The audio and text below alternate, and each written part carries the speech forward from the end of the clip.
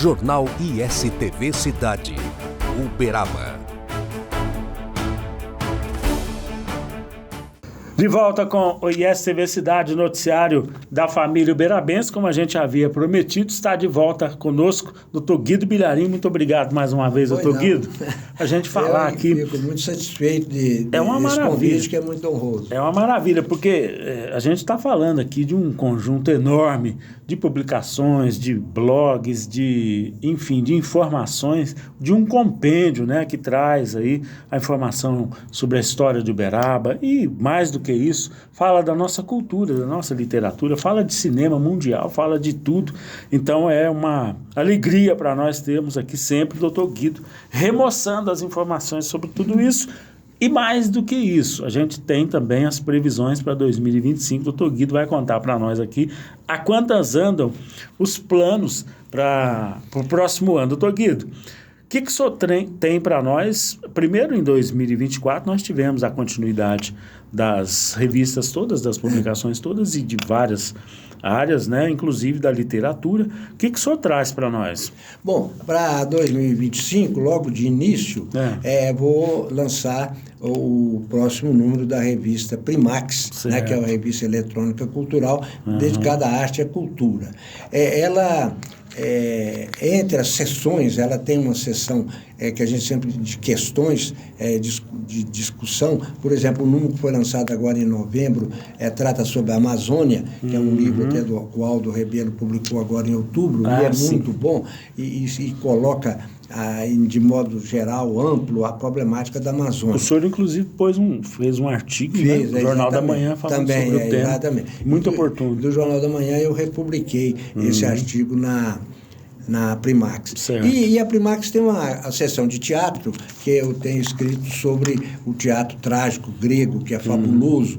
Foi escrito todo no quarto século, 400 anos antes de Cristo. Né? É o seguinte, os três grandes teatrólogos gregos, Sófocles, Ésquilo, pela ordem é Ésquilo, Sófocles e Eurípides. E depois teve um comediógrafo, que no meu entender não é comediógrafo, é um autor de teatro crítico de costumes, que é Aristófanes.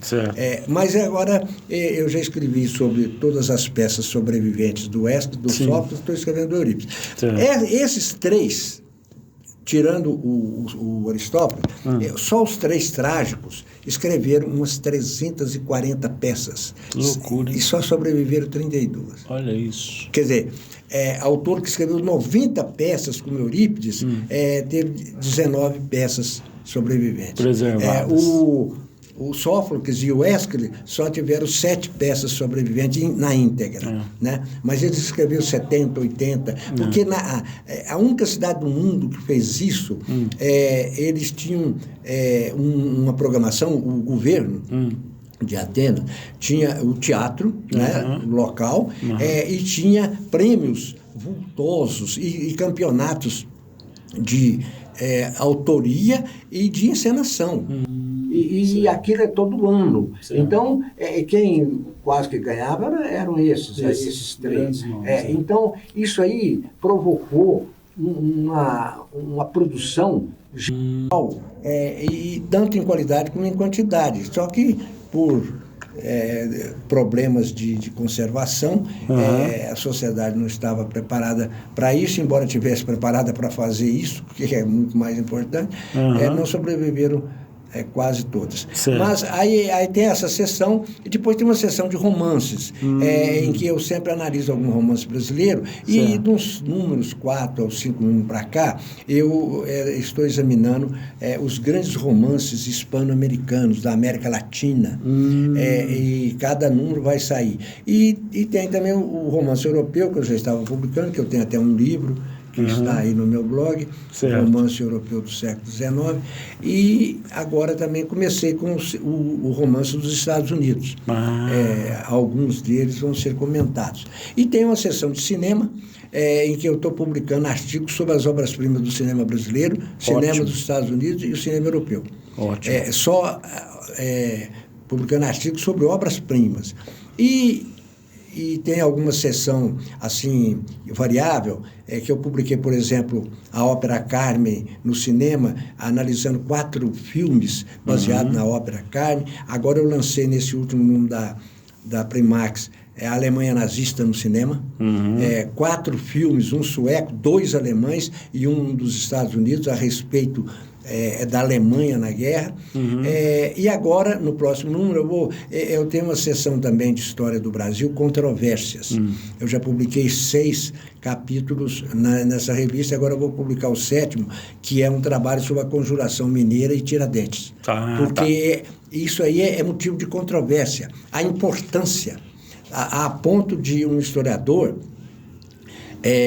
Capistrano de Abreu, se ele não colocou nem considerou a Conjuração Mineira no livro de História do Brasil dele. Mesmo? Ele achou tão desimportante que ele não pôs. Quer dizer, isso aí é surpreendente. Né? E aí eu apresento... Logo ele. Né? Uma pesquisa de vários que diminuem a importância da Conjuração Mineira, e do Tiradentes, especialmente, e mostrando as controvérsias, né? As opiniões de um lado e de outro. É um livro que eu estou formatando, que é a História do Brasil, Controvérsias. Deve pegar, no mínimo, uns 15 temas. Né? Assim, essa publicação bilíngue. Não, essa é bilíngue. É trilingue. A Primax é editada em português, espanhol e inglês. E distribuída para o mundo inteiro. Eu fiz um levantamento, que hoje tem blog de tudo, e tem tradução simultânea e alternada. Atualmente eu mando essa revista Primax para 140 países. Quer dizer, os países lusos, a edição em português, são 9 países. Certo. Os países hispano-americanos e a Espanha, a versão espanhola, e o resto do mundo em inglês. Né? Porque o inglês hoje é a língua universal. Nós temos que ter um instrumento universal. E a língua inglesa é a mais indicada também, porque ela é, além da predominância, por causa da importância econômica dos Estados Unidos, ela preponderou e já existia a preponderância da Inglaterra, da Grã-Bretanha, 3 séculos antes. Quer dizer, então o inglês se solidificou aí e hoje é uma língua universal. Certo. E embora nós estamos tendo instrumentos de tradução instantânea, isso vai facilitar muito a comunicação mundial. Certo. Então, eu fiz o levantamento das principais universidades e os principais jornais de cada país, não é mandado assim. Por exemplo, só para Harvard eu mando mais de 60 exemplares, eu mando a revista. Para professores, departamentos de humanidades e professores que a universidade fornece os e-mails. Existe universidade que, além de colocar a foto do professor, coloca o telefone, coloca o endereço postal e ainda o e-mail. Quer dizer, então você tem uma facilidade. Nós temos que fazer isso. Colocar os e-mails para facilitar esse contato, o intercâmbio, o contato, etc. Eu tive um exemplo muito interessante. A Academia Sueca, que distribui o Prêmio Nobel, ela tem 18 acadêmicos. Eu queria mandar a revista, porque lá, por coincidência, a Suécia tem 2 línguas, que é o inglês e o sueco, quer dizer, são línguas oficiais. Então eu quero mandar a minha revista queria mandar para cada um dos acadêmicos, porque nós estamos até com uma indicação aí do escritor Humberto Henriques, o Prêmio Nobel, né? E não tinha, o blog, o site da academia não fornecia. Então eu mandei tinha da secretaria, mandei uma carta em inglês solicitando que me fornecesse os e-mails particulares de cada... Os acadêmicos. Eles nem responderam. Mas aí o que eu fiz? Coloquei para enviar com uma carta acompanhando, antecedendo a remessa da revista, mas vai junto, nominalmente para cada acadêmico e dirigindo ao e-mail da secretaria. Aí o que acontece? O secretário seria obrigado, que é uma correspondência que chega para o acadêmico, para ele mandar para cada um. Aí o que ele fez? Ele me forneceu todos os e-mails, aí eu já mando direto para cada acadêmico. Quer dizer, então às vezes a gente força né, esse contato. Esses contatos a gente tem que provocar. Agora, doutor Guido, o senhor tem também na mira aí o primeiro romance brasileiro que fala sobre futebol. Pois é. Que é interessante. Entre a programação, além da revista Nexus, que é sobre Uberaba, que vai sair em fevereiro, inclusive vai tratar desse problema da data da fundação, que é do dia 2 de março, que nós estamos comemorando aí a fundação da freguesia, né? Porque Uberaba já existia. Eu já tenho vários livros programados. Um deles é O Grande Esportista.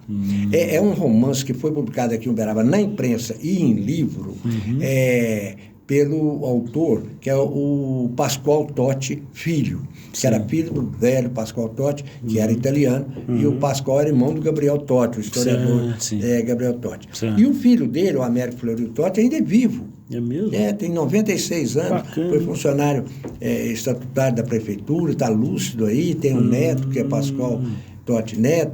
Então, ele fez esse romance de uma experiência que ele teve em São Paulo. Então, são 2 livros dele que até eu vou lançar, que ele publicou também. De entrevistas que ele deu, a repercussão de uma viagem que ele fez a São Paulo. Ele era esportista aqui em Uberaba, ligado ao Red and White, que era o grande rival do Uberaba Esporte. E ele aproveitou os incidentes que aconteceram em São Paulo, ele transformou em romance. Entendi. E só trata do futebol. Lá em São Paulo. E com ligações do Uberaba. Então, foi o primeiro romance brasileiro, Certeza, que trata do futebol como tema central. E talvez um dos primeiros do mundo, se não for o primeiro também do mundo. Que, aliás, é um tema que Jorge Nabuth também abordou. Mas o Nabuth não fez um romance. Não, ele fez um livro de ensaio, aliás, muito bom. Contando a história dos vários times profissionais de Uberaba, Merciano, Atlético. Incluindo o Red and White. O Red and White, tudo. Isso o Debrando, na história dele, História do Futebol Uberaba, que ele escreveu em 1922, ele já trata desse assunto do Red and White, essa coisa. E esses 2 livros eu vou publicar, já estão até prontos. Maravilha.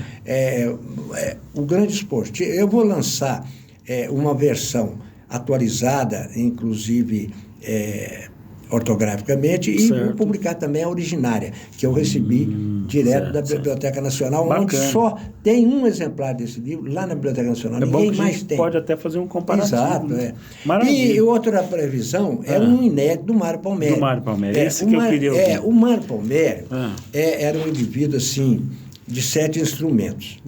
Ele foi político, foi educador, fundou e administrou e dirigiu as escolas, e ele era muito interessado. Ele era pintor também.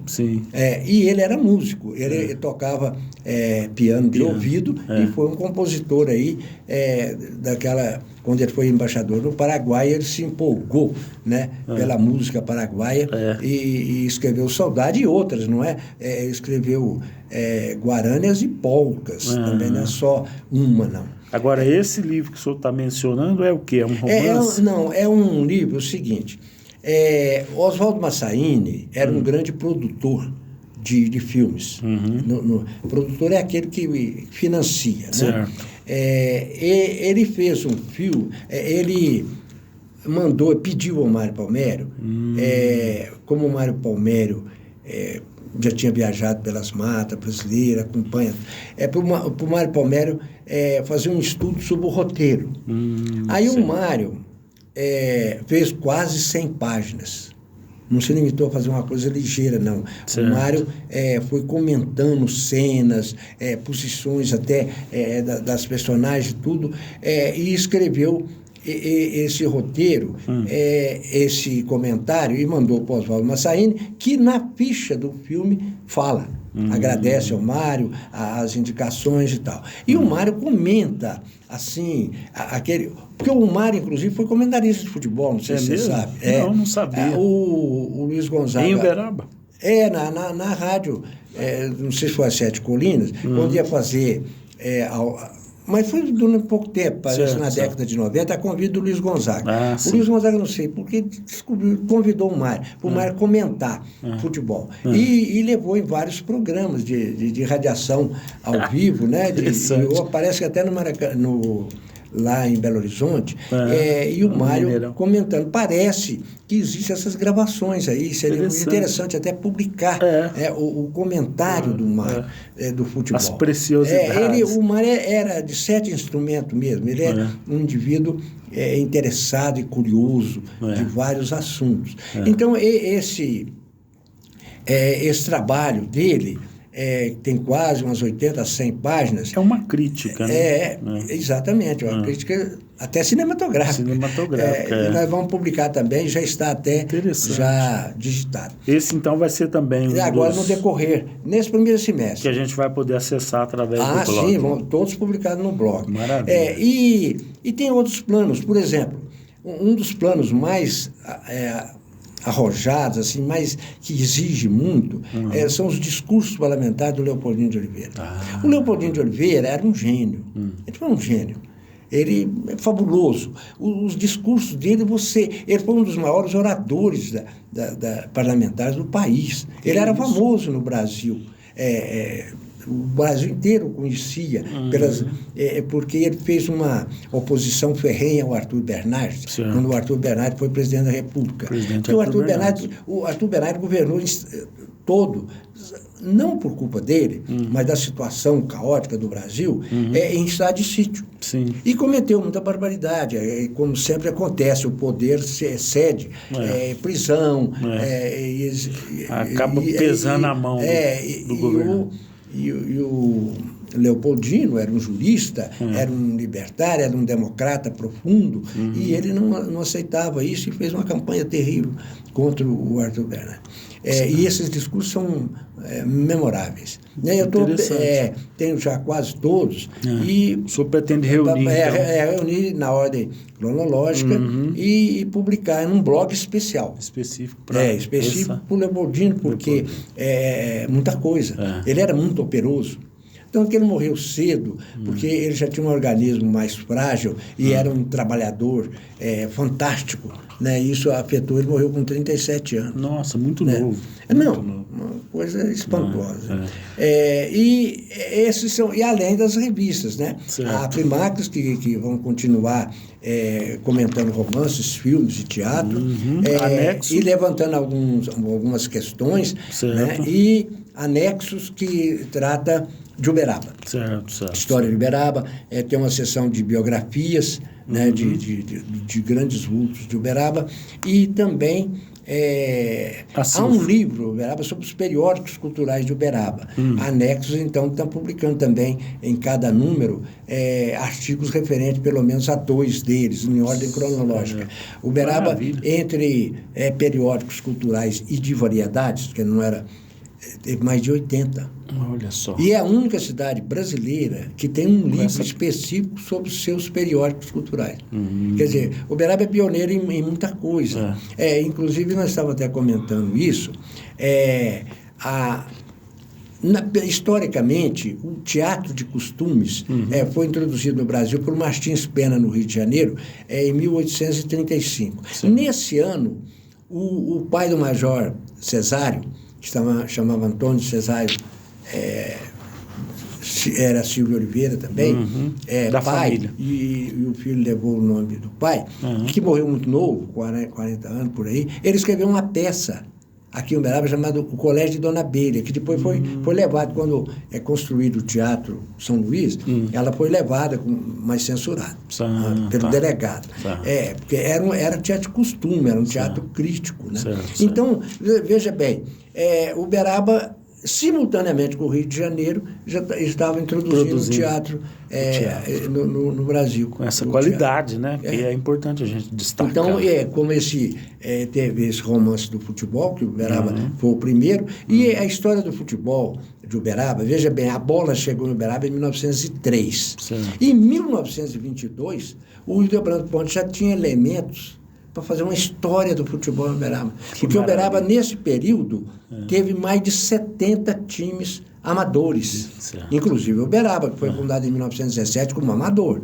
Né? O Red Edward era amador, tudo era amador. E era juventude. né? O futebol alastrou para o Uberaba, empolgou a juventude. Tem gente que critica, fala que essa juventude também ficou dedicada muito ao futebol e não dedicou à cultura, mas também ela podia ter se desviado para a droga, né? É verdade. Então, e não há incompatibilidade entre esporte e cultura. Pode ser feito os dois. É só saber administrar o tempo, né? É verdade. As novidades que o Dr. Guido traz aí na literatura e na cultura, muitíssimo obrigado, Dr. Guido. Mais uma vez, volte sempre. Estarei sempre à disposição, não rejeito o convite. Isso, e para quem nos assiste sempre, né, um ótimo fim de ano, boas festas e que a gente tenha mais cultura no ano de 2025. E essa TV Cidade, o noticiário da família uberabense. Estamos apresentando Jornal ISTV Cidade, Uberaba. Sabe aqueles momentos com a família, sentados à mesa, momentos que nos fazem bem, que nos fazem felizes? Para acompanhar uma prosa boa, tem que ter Café Silva. Café puro, direto da roça, produzido com tecnologia sem contato manual. Para uma qualidade diferenciada, deixa a gente fazer parte desses momentos da sua vida. Telefone 034 991 59 39 39, atendendo toda a região. Café Silva, cada vez melhor. ISTV Shop, o seu shopping na TV. Moda, saúde, beleza, decoração. Promoções com produtos e serviços de qualidade. ISTV Shop, o seu shopping na TV. Café Silva, além do sabor, da qualidade, do aroma, agora vem com uma super novidade, o filtro reutilizável. Você economiza mais e o meio ambiente agradece. Café Silva, cada vez melhor. Voltamos a apresentar Jornal ISTV Cidade, Uberaba.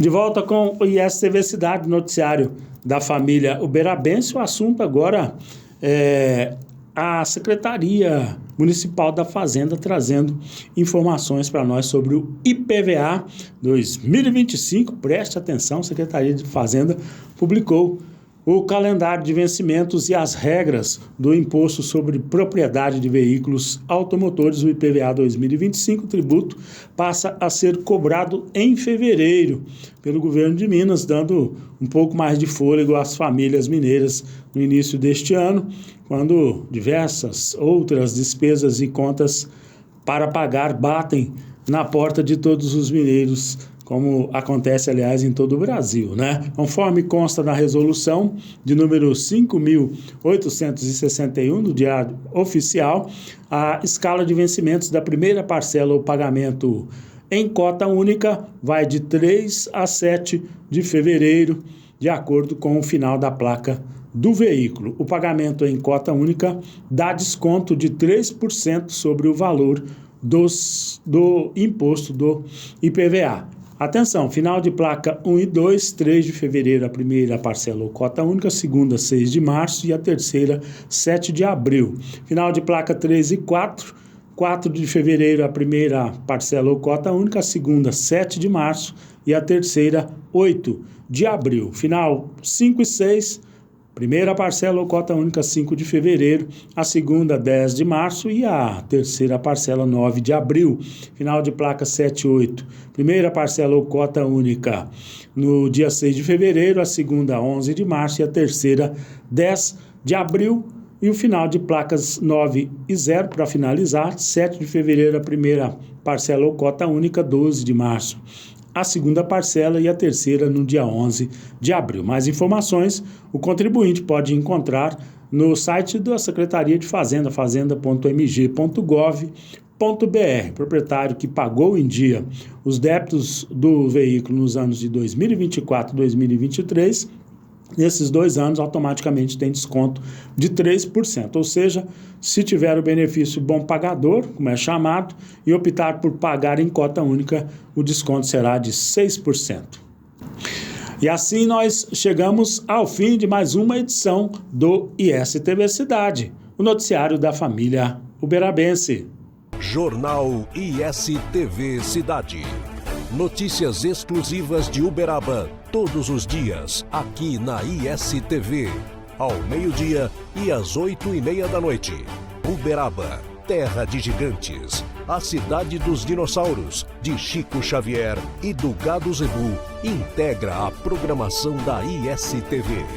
Vamos mostrar Uberaba e todo o seu potencial de turismo, desenvolvimento econômico, polo de excelência em saúde, educação e muito mais.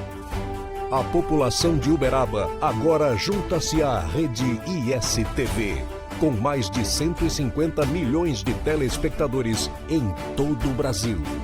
Através das antenas parabólicas, TV digital via satélite, TVs conectadas e TV a cabo. Segunda a sexta-feira, ao meio-dia e às 8:30 da noite. ISTV Cidade, o noticiário da família uberabense.